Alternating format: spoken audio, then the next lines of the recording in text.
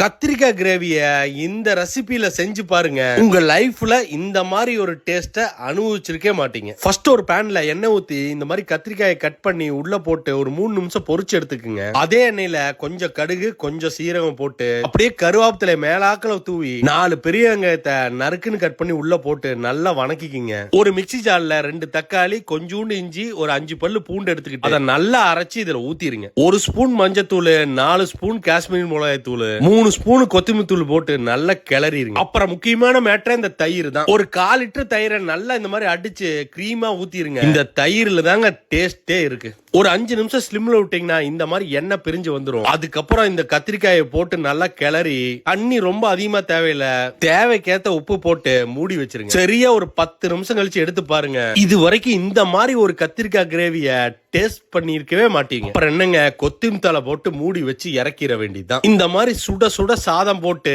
அது மேல இந்த கத்திரிக்காய் கிரேவிய போட்டு அப்படியே பெனஞ்சு டேஸ்ட் பண்ணி பாத்தீங்கன்னா அட்டட்டா அப்படியே சொர்க்கத்துக்கே போயிருவீங்க. யாருக்கெல்லாம் இந்த கத்திரிக்காய் ரெசிபி பிடிச்சதோ ஒரு லைக்க போட்டு இந்த வீடியோ ஷேர் பண்ணிருங்க. இந்த மாதிரி அப்டேட்ஸ்க்கு மறக்காம நம்மள ஃபாலோ பண்ணிக்கிங்கன்னா ஹோண்டா கார்த்திக். Download ShareChat.